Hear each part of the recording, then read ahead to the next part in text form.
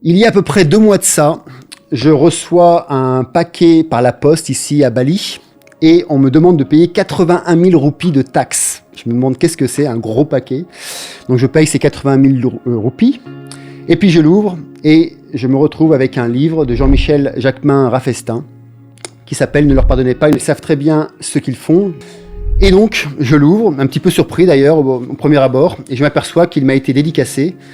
Et j'ai pas beaucoup de livres dédicacés, donc c'était vraiment impressionnant. Et surtout, je m'y attendais pas. Et j'ai demandé à ma secrétaire de le contacter. Et puis, je l'ai eu par WhatsApp. On s'est eu au téléphone.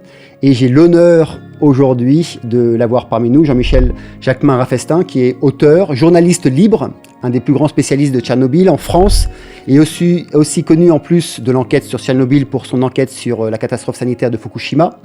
Et il m'a fait l'honneur d'accepter mon invitation et de venir ici ce soir avec nous pour la sortie de son livre « Ne leur pardonnez pas, ils savent très bien ce qu'ils font ». Je devrais dire d'ailleurs une somme monumentale de plus de 600 pages sur le thème de la crise sanitaire que nous avons vécue et qui, somme toute, n'est pas encore terminée. Jean-Michel, si tu veux bien te présenter et nous dire pourquoi est-ce que tu t'es lancé dans cette enquête magistrale où tout est sourcé minutieusement dans ton livre « Ne leur pardonnez pas, ils savent très bien ce qu'ils font » aux éditions Nouvelle Terre. Bonsoir Mika et merci de m'inviter. Eh bien, pourquoi je me suis lancé dans cette affaire? Parce que, comme je l'explique au tout début du livre, le premier mois, j'ai été très docile. J'ai vraiment suivi les indications. J'allais faire les courses en laissant les produits alimentaires sur la terrasse pour que le vilain microbe s'en aille, tout. Je nettoyais même avant de rentrer à la maison aux produits vitres, tu vois, alcoolisés et tout. J'ai vraiment été très docile. Puis, quand même, je me suis dit, ça me paraît un petit peu bizarre, tout ça quand même. Et finalement, j'ai arrêté de prendre des précautions et je me suis aperçu que j'étais toujours vivant. Et puis, j'ai commencé à me renseigner, bien sûr, sur différents réseaux et je me suis aperçu que ça collait pas vraiment. Mais si tu veux, ils étaient tellement en train de lobotomiser toute la population mondiale. Il y avait certainement pour moi quelque chose qui clochait. Je le sentais au fond de moi. Voilà. Donc, je me suis mis à enquêter, à chercher, bien sûr, et quand on cherche, on trouve. Et bon, j'ai ramassé les informations au fur et à mesure. Et puis, bon, au bout de quelques mois, la première année, il y en avait pas trop, mais à partir du premier trimestre 2021, là, franchement, on tombait sous les informations, puisque on a même appris que le premier rapport Pfizer, qui a été divulgué en mars 21, faisait état de 75 000 effets secondaires, Exact. dont 1509 en France. Donc, notre ministre de la Santé, M. Véran, était informé. Si le ministère de la Santé informe Pfizer de 1509, il le savait forcément. Et puis, donc, après, plus tu cherches, plus tu trouves. Et puis, en plus, avec les vaccinations, les informations arrivaient de plus en plus, quoi. Ouais. Alors, je voudrais te demander, Jean-Michel, comment est-ce qu'on devient passionné, spécialiste des catastrophes sanitaires et aussi de mise en lumière des mensonges d'État? Parce que, qu'est-ce qui te motive en fait? Car pour moi, on ne se réveille pas par hasard un matin en se disant tiens, allez, je vais enquêter sur Tchernobyl, je vais enquêter sur Fukushima, sur la crise Covid. C'est quoi tes motivations profondes? Ah, c'est une longue histoire, t'as le temps. Ah oui, moi j'ai le temps, moi. Écoute, figure-toi que avant j'étais directeur financier, j'étais marié, j'étais très heureux dans ma vie de couple. Et un jour, j'ai racheté une des sociétés de mon patron. Et naturellement, quand tout se passe bien, tu vas pas chercher quelqu'un d'autre que ton épouse pour travailler avec toi. Ça, c'était une grave erreur. Et 3 mois après, quand nous ayons acheté cette maison, cette société, pardon, on a reçu une lettre du banquier nous informant que la société avait découvert 2,3 millions en francs à l'époque et qu'il nous donnait 3 mois pour le couvrir. Alors, j'aurais pu déposer le bilan de la société puisque c'était pas ma gestion, mais je l'ai pas fait. Et donc, j'ai mis 2 ans à tout perdre. Et naturellement, on se disputait avec mon épouse. Forcément, il y avait des gros problèmes de société. Donc, forcément, ça retourne sur le couple. Et puis, un jour, un samedi, On va au centre commercial, c'est la semaine de la voyance. Et moi, je crois à la voyance, mais pas dans un centre commercial un samedi. Et une voyante qui est devant son stand et qui nous fait rentrer. Je dis, bon, allez, on y va, on n'a rien à perdre, on va savoir ce qui va se passer. Et c'est là, donc, elle s'installe et elle me dit, vous écrivez des livres? J'ai dit, ça commence bien. Elle me dit, vous écrivez des livres qui touchent la santé? Je dis, oh là là, oh là là. Et puis, elle continue en disant, je veux une séparation du couple au mois de mai l'année prochaine. Bon. Ça, c'était plus Plus prévisible. probable. Voilà. Et puis, elle me regarde droit dans les yeux et elle me dit, monsieur, si vos anges gardiens ont décidé que vous n'êtes pas sur votre chemin de vie, ils vont tout balayer dans votre vie. Et alors, c'est rentré Waouh. là, c'est sorti là. Par contre, au mois de mai de l'année suivante, effectivement, c'est revenu. Et alors, je peux t'assurer, Mika, que pour tout balayer, ils ont tout balayé. Le couple, la société, les maisons en adjudication, tout. Je me suis retrouvé, alors saisi par les banques et tout. Hein. Je me suis retrouvé dans un petit studio qui était au nom d'un ami qui l'avait pris et tout ça à son nom. Et puis, dans ce petit studio, eh ben, un soir, j'ai regardé la télé. Il y avait une émission d'une femme qui avait créé une association, les enfants de Tchernobyl, à Kiev. Et bon, j'ai pris mon Minitel, je l'ai contacté, on s'est rencontrés. Elle m'a dit, je pars, je t'emmène. Voilà. Et 3 semaines après, j'étais à Kiev dans la petite clinique qu'elle avait montée pour soigner les enfants. Donc, au retour, effectivement, moi qui n'avais jamais écrit de ma vie, je me suis mis à écrire sur ce qui se passait donc en Ukraine, en Fédération de Russie et au Bélarus. Voilà, j'ai pas trouvé d'éditeur parce que la réponse était que c'était pas commercial et que les Français n'avaient rien à foutre de ce qui se passait à 1300 kilomètres. Mais au même moment, il y a quelqu'un qui est venu en France, quelqu'un que j'avais envie de rencontrer depuis longtemps. Alors, je me suis levé de très bonne heure. À 9 heures du matin, j'étais sur la base militaire de Reims. J'ai assisté à la messe. Et au retour, je me suis dit, bah, s'il me fait la préface du livre, ils vont me le prendre. Et effectivement, j'ai les lettres d'éditeurs qui me disent effectivement, dans ce cas-là, ils me le prennent. Donc, j'ai pris mon Minitel, archevêché de Paris, qui m'a renvoyé sur l'annonciature apostolique. J'ai tout de suite rencontré Monseigneur Lorenzo Frana, qui m'a dit une audience avec le Saint-Père, je vous l'obtiens, une préface, ça sera plus difficile. Voilà. Et 3 mois après, j'étais à Rome face à Jean-Paul II, en lui donnant mon manuscrit. Et c'est lui qui m'a posé la question qui allait changer ma vie, puisqu'il m'a dit, mon enfant, est-ce que vous avez enquêté dans votre pays, en France? Bah, non, j'avais pas enquêté. Nous, on avait un âge, il s'est arrêté à la frontière, tu sais bien. Voilà. Donc, je suis revenu de Rome, j'allais avoir une préface de Monseigneur Etchegaray, qui était son ministre des Affaires étrangères, qui voyageait beaucoup et qui m'a dit pas avant 3 mois. Et sur ces entrefaites, le hasard, mais le Oui, hasard est-ce le le hasard? hasard. Voilà. C'est l'autre petit nom de Dieu, comme on dit. Exactement. Je rencontre le métropolite de l'église orthodoxe de Kiev chez des amis un soir qui me posent la même question. Donc là, je me suis dit, il y a vraiment un message. Et donc, je suis parti enquêter. Et ce qui est tout à fait drôle, c'est que j'avais pas de sous, j'étais saisi de partout. Mais j'ai quand même pu arriver à enquêter. Donc, je suis allé à Valence, à la CRERAD, qui avait été créée par Michel Rivasi en 86, à l'époque de Tchernobyl. Mais aujourd'hui, la CRERAD, enfin à cette époque-là, la CRERAD ne s'occupait plus de Tchernobyl. Donc, j'ai pu avoir tous les documents, me renseigner et tout. Et puis, je suis revenu à Paris, j'ai recontacté Marie-Laurence pour qu'elle me conseille le professeur qui soignait les enfants qu'elle faisait venir d'Ukraine. Donc, c'était le professeur Orango en médecine nucléaire. Et je voulais qu'il m'explique pourquoi les enfants qui avaient été irradiés, on les ramenait en France pour les irradier dans les chambres plombées. Voilà. Et Orango m'a également renvoyé sur Florent de Vater à l'IGR de Villejuif, qui est épidémiologiste, qui m'a expliqué comment il faisait ses études épidémiologiques et qui m'a dit en France, il n'y a qu'une seule personne qui a des études épidémiologistes exhaustives sur le cancer de la thyroïde, c'est le docteur Marie-Joëlle Delille, à Reims, à l'Institut Jean de Guido. Et donc, il m'a donné les coordonnées. J'ai pris rendez-vous avec cette personne qui venait de faire son bilan en 76-86, mais elle avait commencé en 66, donc elle avait 30 ans d'antériorité.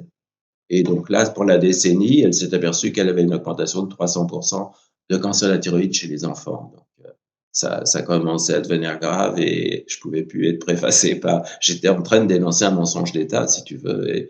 et donc ça pouvait plus être préfacé par Monseigneur Etchegaray. Et puis, je suis allé aussi interviewer les gens de l'IPSN, l'Institut de protection de sûreté nucléaire à l'époque, qui est devenu l'IRSN aujourd'hui, qui ont répondu à toutes mes questions, vraiment super bien et tout.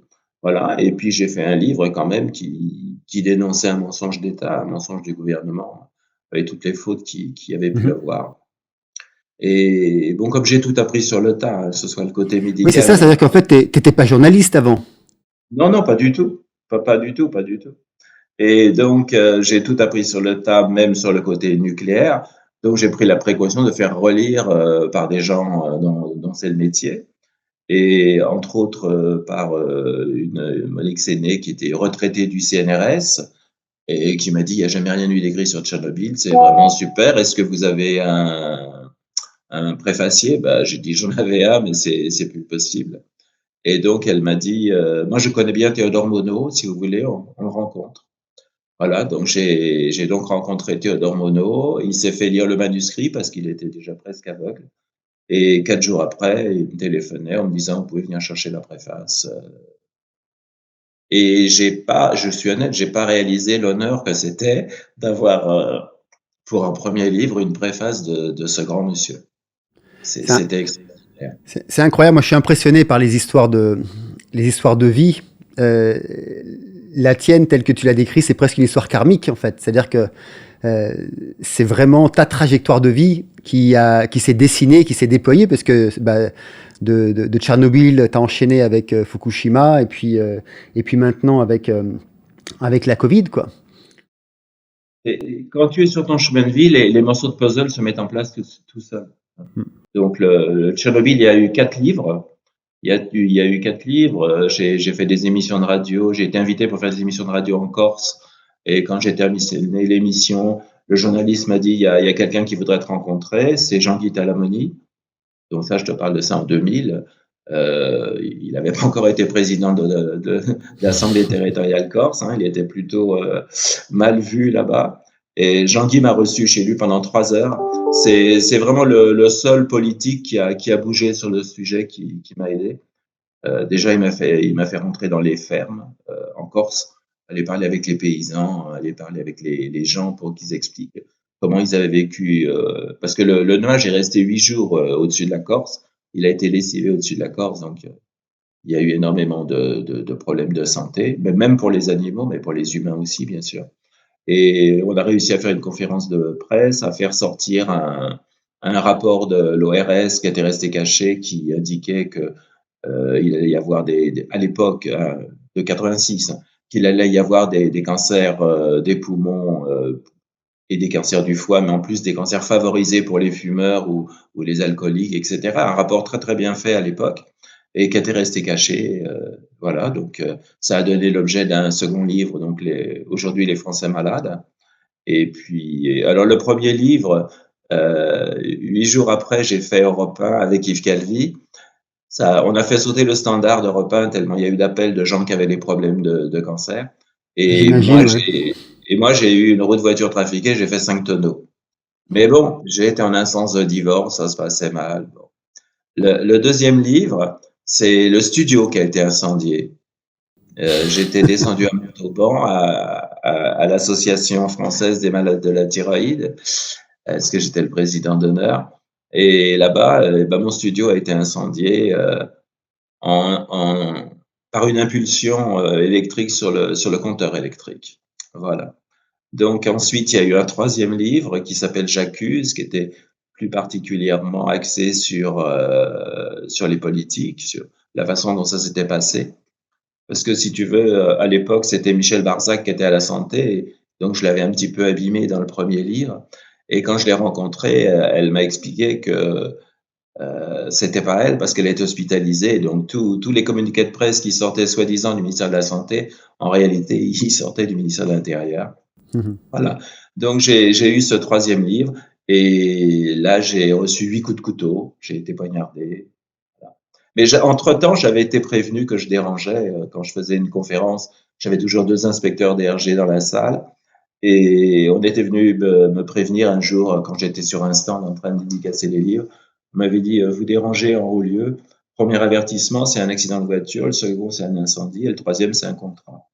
Mais j'étais encore naïf, on était en France quand même, on n'est pas en Afrique. Et ben voilà, j'ai vu jusqu'où ça allait. En tout cas, Jean-Michel, merci de nous partager ça. C'est incroyable parce que au-delà de l'écrivain et du livre, tu vois, pour moi, c'est l'histoire, enfin, ton histoire parle d'elle-même, quoi, et nous ramène à ce que tu fais, et ça nous montre à quel point tu vis ta vie en congruence, en parfaite congruence, enfin, tu es calé avec tes valeurs, quoi. Vraiment, j'ai une grande gratitude pour ça. Alors, si tu veux, revenons sur ton dernier livre. Ne leur pardonnez pas, ils savent très bien ce qu'ils font aux éditions Nouvelle Terre. Ce qui m'a le plus impressionné, alors d'abord c'est la somme des sources que tu as ajoutées à chacun de tes propos, aussi à chacune de tes affirmations. Alors pour être honnête avec toi, on va dire que pour la plupart des points que tu traites dans ton ouvrage, il est vrai que j'ai pas été très surpris parce que moi-même j'étais au devant de la scène pendant ces 2 ans et demi.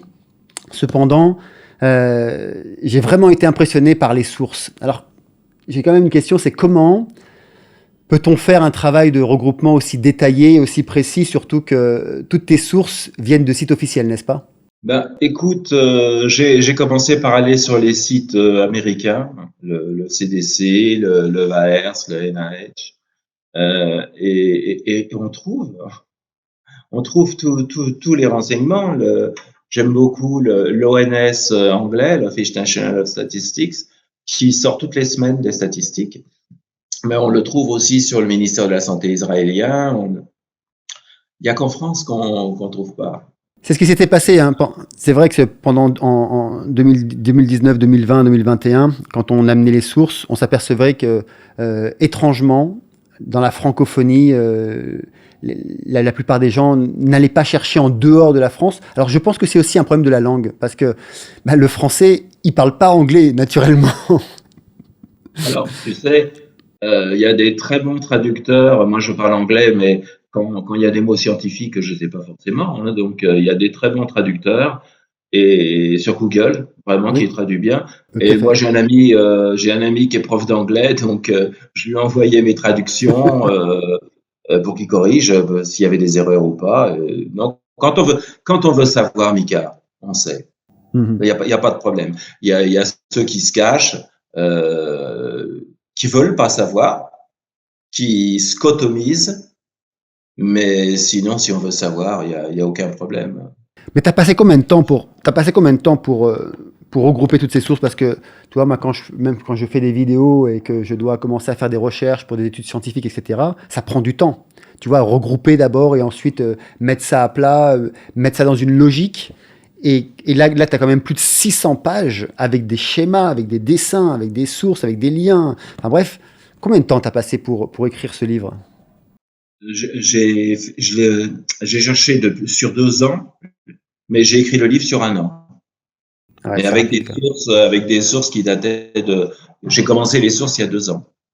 Ah oui. Donc depuis le début, Mais quoi. un an d'écriture, j'ai commencé en juillet l'année dernière, en me demandant si j'allais le faire ou pas d'ailleurs, parce que comme tu as compris, j'ai eu quelques problèmes avec les révélations sur Tchernobyl. Donc je me disais, est-ce que j'ai fait, est-ce que je fais pas? Et puis, à mon âge maintenant, j'ai dit, j'ai rien à perdre, donc ouais, je fais. Il faut absolument informer les gens. Et je pense que j'ai bien fait, vu les retours des lecteurs, Mhm. je pense que j'ai bien fait.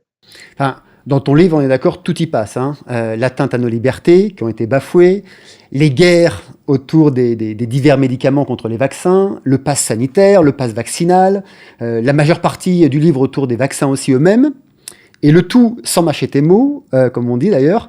Alors pour être clair, je voudrais savoir si, d'abord avant tout, si tu es un anti-vax, ok, et déjà, comment ton livre a été accueilli aussi auprès des autres journalistes dans la francophonie? D'abord, j'ai pu voir, il n'y a pas si longtemps, ton interview, la semaine dernière, je crois, sur Sud Radio avec Berkoff et aussi sur François. Donc voilà, d'abord, est-ce que tu es un anti-vax? Déjà pour que notre audience puisse le savoir. Et puis, auprès des journalistes francophones, comment est-ce que ton livre est perçu? Alors, je suis un anti-injection expérimentale. Voilà. Et tu sais que j'ai des gens qui m'écrivent, puisque dans le livre, il y a un courriel où ils peuvent me joindre, ils ne savaient pas que c'était expérimental. Beaucoup se sont fait, entre guillemets, vacciner sans savoir que c'était expérimental. la vaccination, tu dois être informé. Tu dois donner ton accord, on doit t'informer des risques, et ça n'a absolument pas été fait. Surtout que le vaccin, il est sorti en moins de 18 mois, quoi. Hein. C'était prévu bien avant, on va y revenir tout à l'heure, mais c'était prévenu bien avant. Les vaccins, ils ont été, il y en a qui ont mis 50 ans, et le vaccin qui a été le plus court pour être mis euh, sur le marché, c'était la diphtérie, je crois, en 7 ans. Donc, tu vois bien que celui-ci en 6 mois, et puis on va y revenir, il y a longtemps qu'il est déposé. C'est justement ce qui a été censuré dans l'interview de Berkoff, c'est que le 13 octobre 2015, il y a quelqu'un qui a déposé un brevet de Covid-19, quoi. Donc, comment pouvait-il déposer un brevet Covid-19 5 ans à l'avance? 4 ans à l'avance. Tu as le nom là dans ta poche?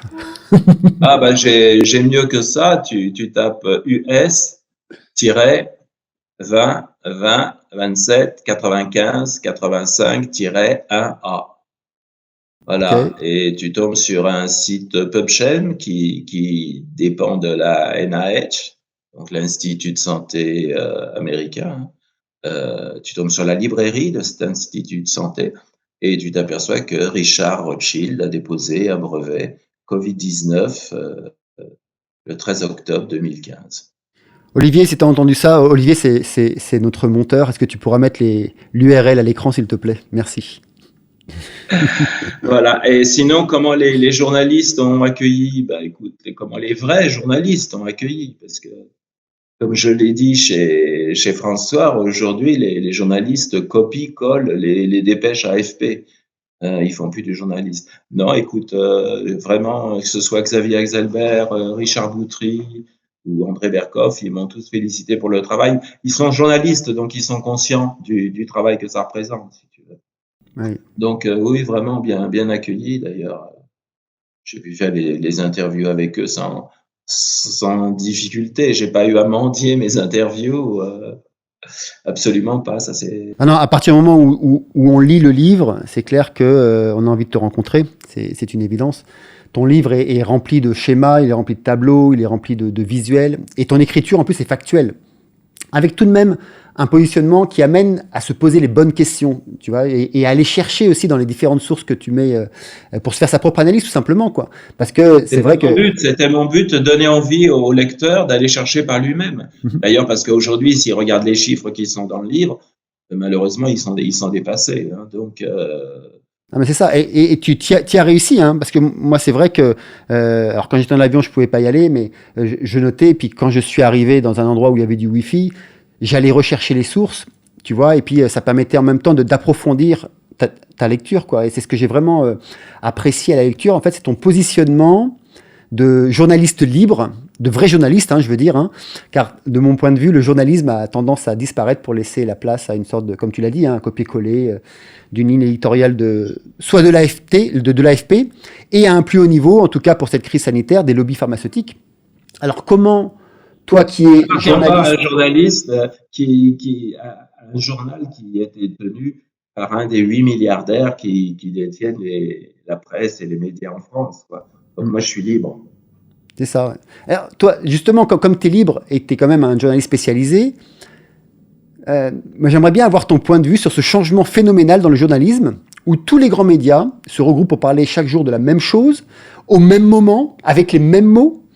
Voilà, j'aimerais bien avoir ton regard là-dessus. Parce que on a le regard de nous, par exemple, nous, on l'a exprimé, moi je l'ai exprimé plusieurs fois sur la chaîne, mais d'avoir le regard d'un journaliste, en tout cas, m'intéresse fortement. Mais ils ne font plus leur travail. Ils ne font plus leur travail, c'est ce que je dis. Ils copient-collent les dépêches AFP, ils sont aux ordres. Et c'est très simple. D'abord, ils n'ont pas des cartes de presse, ils ont des cartes de prêche. Et ce ne sont plus des journalistes, ce sont des porte-parole du gouvernement. C'est tout, c'est pas autre chose. Je l'ai vu l'année dernière quand j'ai fait mon livre sur Fukushima. Si tu veux, donc pour le 10e anniversaire de Fukushima, c'était le 11 mars l'année dernière. Et l'UNSCER avait sorti un rapport en indiquant pas d'effets néfastes 10 ans après. Voilà. L'UNSCER qui est un morceau de l'ONU, hein, du machin. Donc c'est le côté nucléaire, voilà. Et donc tous les journaux français Mais alors, ils ont fait le même titre, pas d'effet néfaste 10 ans après, avec une palme d'or quand même pour Le Point. Ouais, c'est Le Point qui a osé titrer Zéro mort, zéro cancer. Fallait le faire. Et le seul journal qui a été correct, et là il faut le souligner, parce que pour le Covid il n'est pas très correct, mais là il a été correct, c'est Le Monde qui a titré 10 ans après Bilan impossible. Ah, quand même, Et ouais. bien sûr, voilà, c'est le seul qui a été correct. Pour le Covid, c'est autre chose, hein. Il a touché quand même plusieurs millions de la fondation Bill et Melinda Gates. Donc, il est moins juste. Ouais, c'est clair, ouais, ouais. Alors, je me suis bien fait attaquer aussi par Le Monde. On n'est pas très copains. Ouais. Bah, si tu veux, avec cette crise sanitaire, enfin, il s'est passé des choses étranges, hein. Il y a eu aussi des nouveaux mots qui sont apparus d'un seul coup et qui ont été plutôt, on va dire, un petit peu fashion, comme par exemple complotiste, comploteur, toute la série des complotismes autour de ça. Euh, Est-ce que tu as été jugé aujourd'hui avec ton livre de complotiste? Et puis c'est quoi toi aussi ta définition que tu as du complotisme en fait, hein, parce que ce sont des termes qui sont sortis de la langue française et, euh, et qui pour le peu là ont vraiment infusé la totalité de la France, ouais, comme un virus. Voilà. Comment est-ce que tu gères ça toi au quotidien? Alors, je te rassure, complotiste, j'ai déjà eu droit l'année dernière avec Fukushima. Par cette fameuse journaliste, j'ai fait une interview avec Cheberkov et il m'avait mis en face de moi la journaliste du Point qui avait justement titré Zéro mort, zéro cancer. Alors, ça a très mal commencé parce que je lui ai demandé s'il y avait longtemps qu'elle travaillait au Point. Elle m'a dit 3 ans. Donc, j'ai dit, je suppose que vous avez accès aux historiques. Elle me dit oui, oui, bien sûr. J'ai dit parce que moi j'ai un article du Point, là, telle date, je sais plus la date aujourd'hui en tête, mais j'ai dit telle date, le titre de l'article c'est 15 000 cancers attendus à Fukushima. Et puis je dis à une autre date, il y a 6 morts. Et c'est votre journal qui a fait les articles. Et donc ça commençait très mal avec elle, et donc elle m'a traité de complotiste. Et je lui ai répondu, vaut mieux être complotiste que con tout court. Et donc, pour toi, tu me demandes ce qu'est complotiste. Bah, complotiste, pour moi, c'est le terme qu'ils utilisent quand ils n'ont pas d'argument contre toi. Voilà, c'est très simple. Qu'est-ce que c'est qu'un complotiste? C'est quelqu'un qui refuse la parole gouvernementale, qui va chercher, qui va s'informer, qui va aller sur des sites scientifiques, qui va chercher la vérité et puis qui va la découvrir très facilement, très vite, et qui va s'apercevoir que depuis 2 ans, on le mène en bateau, que cette pandémie, parce que pour moi c'est une pandémie, c'est quelque chose de manipulé comme jamais il y a eu dans l'histoire, parce que c'est tous les pays, c'est toutes les populations qui ont été manipulées. Je veux dire, aujourd'hui, même ceux qui ont changé leur QI pour un QR, ils ont quand même compris que ça n'empêche pas d'attraper le Covid, ça n'empêche pas de le transmettre. Contrairement à ce qu'on nous sort encore aujourd'hui, ça n'empêche pas des cas graves, ça n'empêche pas d'être en réanimation, puisque sur les statistiques israéliennes, c'est 90% des réanimations qui sont vaccinées 4 fois. Au Canada, c'est les trois doses qui sont à 85% en réanimation. Donc tout ce qu'on nous a raconté, celui qui veut vraiment savoir, il s'aperçoit qu'on nous a menti. Donc on a des gens qui ont fait confiance au président, à la parole du président, à la parole du gouvernement. On s'aperçoit qu'ils se sont vraiment fait avoir. Et puis on s'aperçoit surtout que c'était pas sanitaire, il y a autre chose derrière. Ah oui, c'est clair, quoi. Il faudrait être dans le déni pour plus le voir, en tout cas aujourd'hui. On peut dire qu'à une époque, il y avait encore beaucoup de personnes qui ne le voyaient pas, il y avait un voile devant leurs yeux, mais aujourd'hui, il faudrait vraiment fermer les yeux pour plus le voir. En même temps, durant cette crise, tu es d'accord avec moi que nous avons vécu, et puis voyons d'ailleurs encore, des divisions, aussi bien au niveau du peuple, hein, et c'est encore bien présent, que dans le corps médical. D'ailleurs, il y a certains médecins, il y a des soignants, des aides-soignants aussi qui ont choisi la voie de la préservation de leur souveraineté, hein, au risque de perdre leur métier, et puis beaucoup l'ont perdu.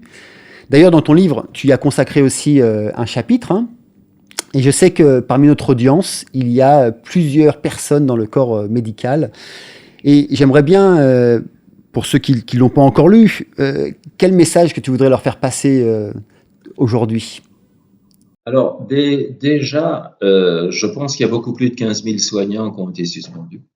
Puisque quand tu te renseignes, je l'ai mis dans le livre, sur le nombre de soignants, la DRIS indique qu'il y a 693 000 soignants. On va arrondir à 700 000, ce sera plus facile. Et les syndicats ont annoncé 13%. Si tu prends 13% de 700 000, tu arrives à 90 000. C'est clair. Eh ben oui, eh ben oui.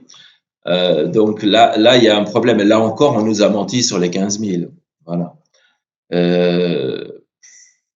Donc il y en a peut-être un peu moins parce qu'il y en a qui ont été forcés de se vacciner parce qu'ils n'avaient plus de quoi vivre, ils ne pouvaient plus travailler.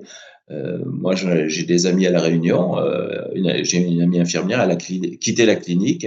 Et il y en a une autre qui était ambulancière. Elle est partie vendre des fruits et légumes sur le marché avec sa grand-mère. C'est quand même malheureux d'avoir fait des études et de se retrouver comme ça.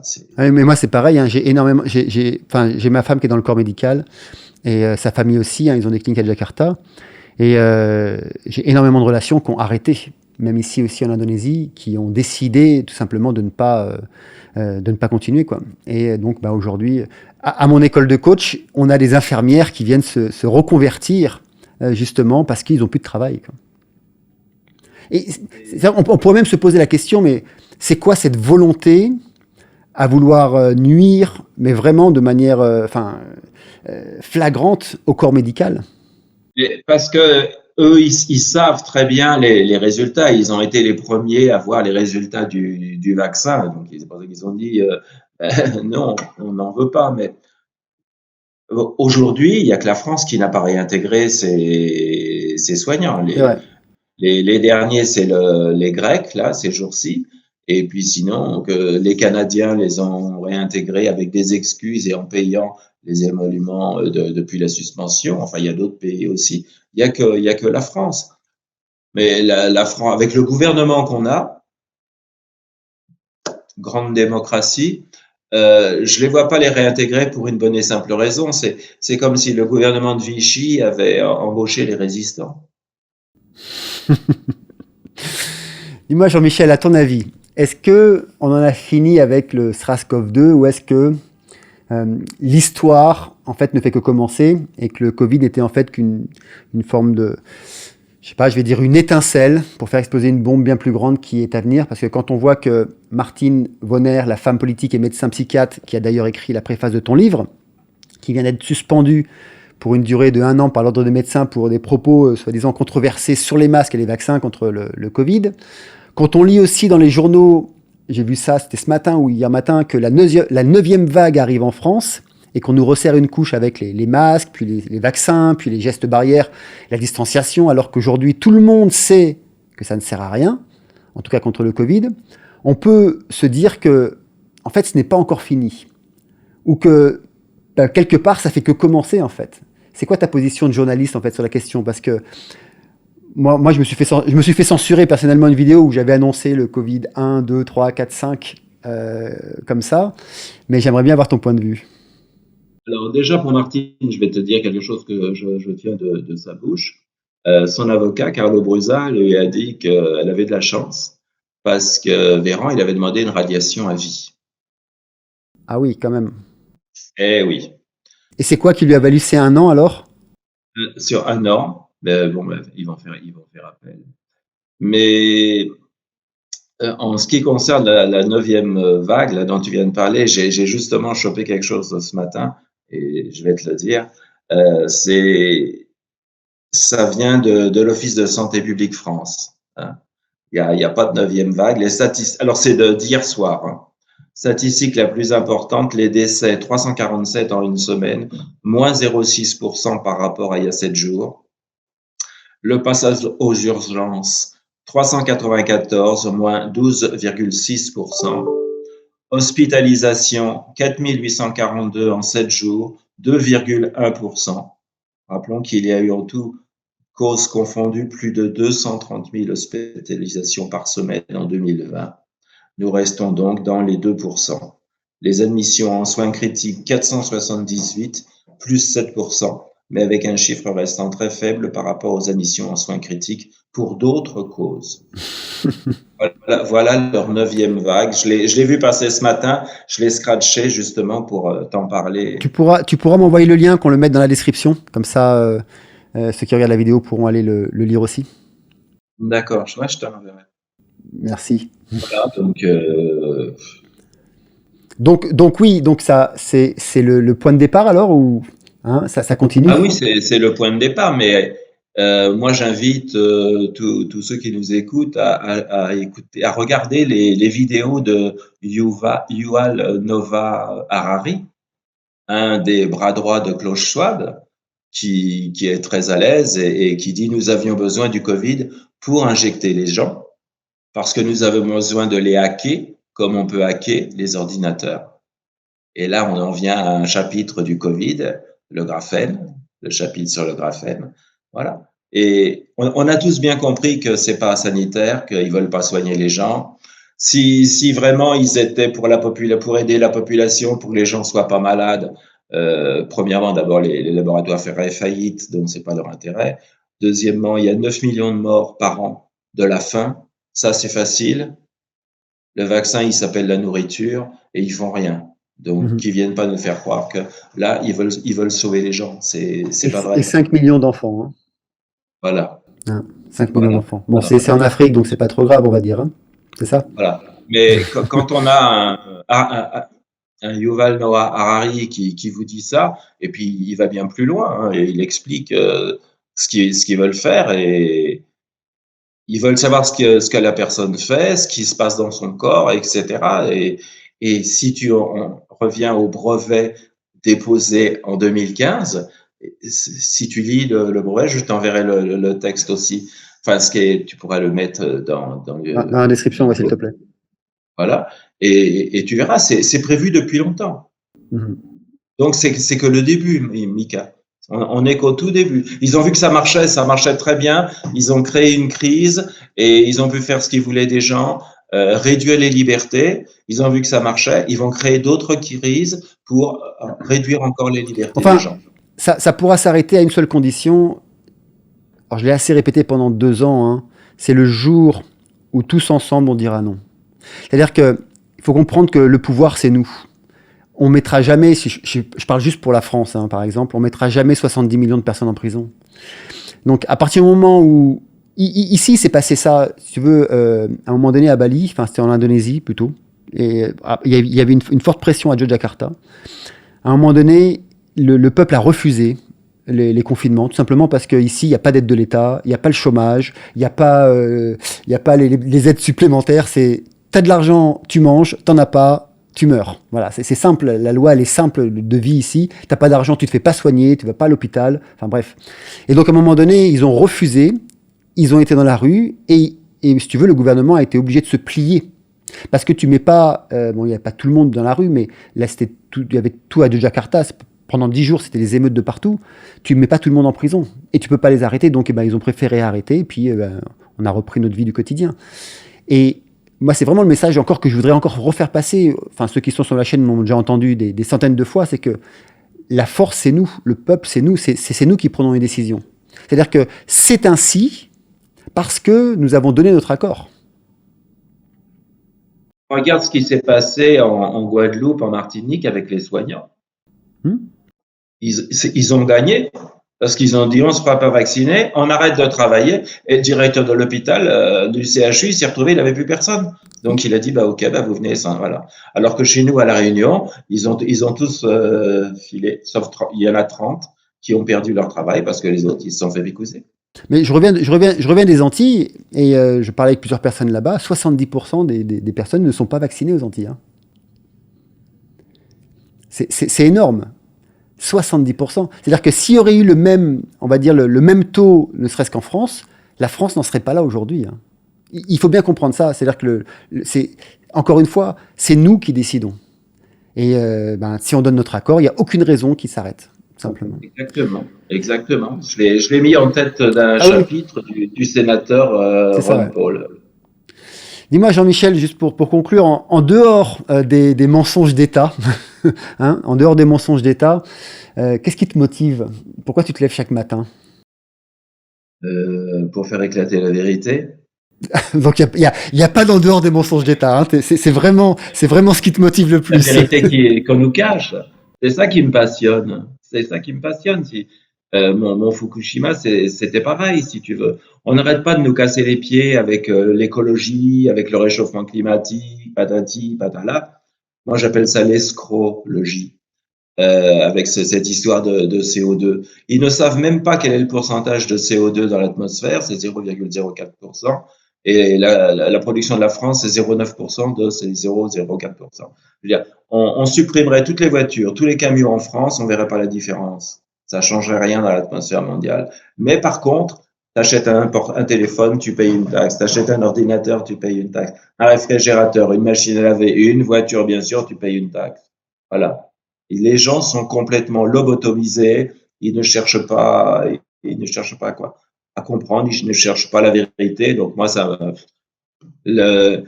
Fukushima, si tu veux, c'est pour ça que j'ai écrit le livre, parce que je voulais pas me remettre dans le nucléaire encore. Mais 3 mois après, les poissons pêchés au large de Hong Kong étaient contaminés au césium de Fukushima.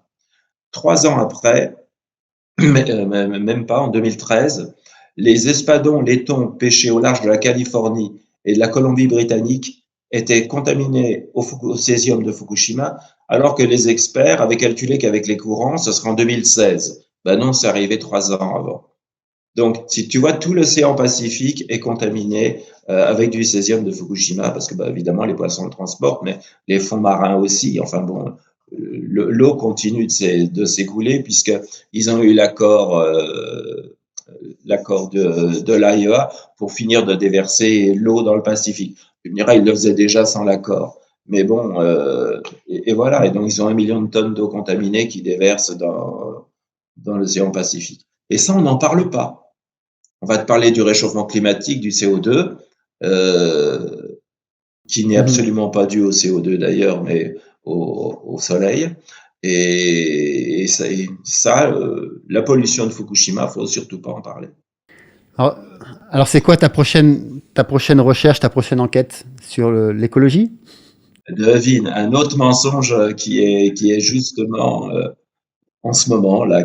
Sur quel sujet il nous mente actuellement? Voilà, c'est le prochain livre. D'accord. Voilà, Donc, mais non, si tu veux, ce qui est grave, parce qu'on n'a pas parlé des effets secondaires, Mika, moi, ce qui me fait mal au cœur, c'est tous ces jeunes de 17-18 ans qui se sont fait vacciner pour aller au McDo ou pour aller au cinéma et qui aujourd'hui meurent sur les terrains de sport, tu vois. ouais. Ça, c'est vraiment grave. Des gamins au début de leur vie, quoi, et puis qui partent comme ça. Là, le week-end dernier, c'était un Ibrahim de 19 ans, hein, de Stéphane, sur un truc de stéphanois, un club stéphanois. Il y a eu un jeune rugbyman de 18 ans, il y a eu un entraîneur de 42 ans, mais il meurt, tous les sportifs ont des problèmes. Et comment arriver à faire le lien d'une manière factuelle aujourd'hui? Ben, c'est ce que m'a demandé André Berkoff, justement. C'est très facile. Trouve-moi un jeune non vacciné qui meurt, de 18 ans, qui meurt d'un arrêt cardiaque en jouant au foot. Oui. Ben, voilà, malheureusement. Ouais, ouais, ouais. Et on est quand même sur Eudravigilance à plus de 4 400 000 effets secondaires, plus de 40 000 décès officiels. Et il faut savoir qu'avec le rapport Lazarus de Harvard de 2009, il y a entre 1 et 10% des effets secondaires qui sont enregistrés. Donc, ça laisse une grande marge. Et non, tous ces effets secondaires, c'est catastrophique. J'entendais Alexandra Henrion-Caude, elle parlait de 11 millions dans le monde. Ah, c'est énorme, hein. C'est énorme. C'est énorme. Et puis pour revenir à Tous ceux qu'on ne sait pas et ceux à venir aussi, hein. voilà, c'est que le début. C'est un petit peu comme une bombe à retardement, quoi. Et là, elle est lancée. Tu sais que les crématoriums, ils n'arrivent pas à fournir actuellement. En France, il faut 2 à 3 semaines pour faire incinérer son défunt. Il y a une augmentation des décès partout dans le monde. Le Portugal est le premier avec 25% d'augmentation, mais parce que c'était le pays le plus vacciné d'Europe avec Malte. Mais tous les pays ont une augmentation terrible. Le sud-est de la France, et ce que je te dis, c'est les chiffres de l'INSEE, c'est 35% d'augmentation. Nous, à La Réunion, janvier-février, on a eu 62% d'augmentation de Wow, décès. c'est énorme. Et à la fin du premier semestre de cette année, à fin juin, on était à 32% d'augmentation de décès. C'est du jamais vu. Ouais. Et puis, parallèlement à ça, il y a la baisse de natalité. Par exemple, alors en France, on n'a pas les chiffres, bien sûr, parce que tout se passe bien, on est dans une grande démocratie. Mais en Allemagne, les 3 derniers trimestres de l'année 21, il y a eu 182 000 naissances, 184 000 et 186 000 naissances. Premier trimestre de 2022, 162 000. Wow. C'est plus de 10%. Hein. Voilà, il faut 12%. voir toutes les femmes qui perdent leur enfant qui est vacciné. Moi, j'ai une infirmière voisine chez moi. Elle s'est fait vacciner parce que sinon elle ne pouvait pas travailler. Elle était enceinte, elle a perdu son enfant. Et elle me disait, il y a tellement d'avortements à La Réunion que les médecins commencent à se demander s'il n'y a pas un rapport avec le vaccin. Tu m'étonnes.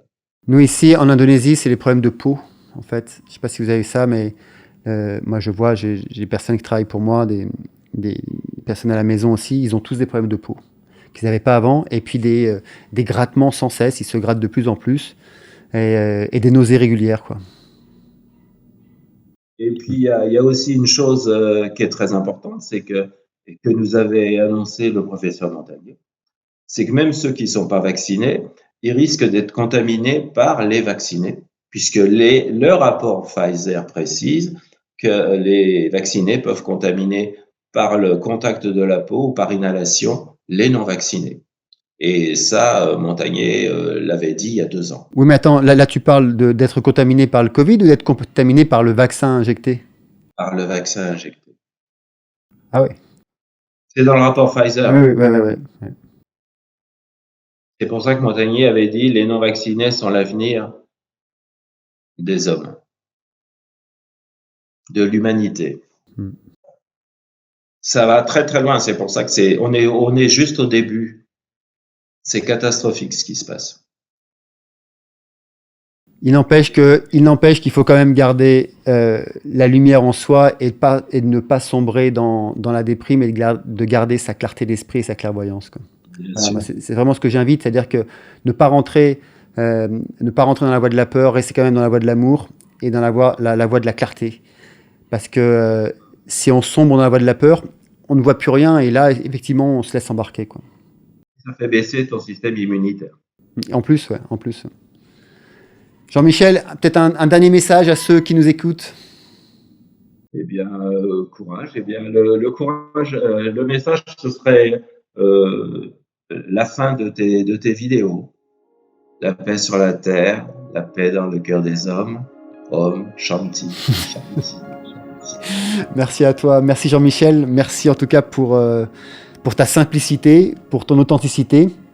Alors bien sûr, je vous invite à vous procurer cette somme qui, en 600 pages, pose les faits et met enfin la vérité au grand jour, tout en gardant à l'esprit que certains chiffres quand même et certaines données ont changé bien sûr depuis, puisque ça fait 2 mois qu'il est sorti, mais ça fait, comme il l'a dit, un an qu'il l'a écrit. Ne leur pardonnez pas, ils savent très bien ce qu'ils font aux éditions Nouvelle Terre de Jean-Michel Jacquemin Raffestin. Le livre choc de cette année pour toute personne qui ne veut plus vivre dans l'illusion, qui ne veut plus vivre dans le déni et d'une certaine manière retrouver sa souveraineté, mais aussi se préparer pour d'éventuelles crises à venir qui peut-être ne seront pas identiques dans la forme, mais certainement dans le fond. Vous avez les liens dans la description pour vous procurer le livre. N'hésitez pas aussi à nous faire part de vos retours et ne vous freinez pas à partager cette vidéo afin de donner un peu de lumière dans un monde qui tend à s'assombrir un peu plus chaque jour. Prenez soin de vous et Jean-Michel, merci encore. Merci.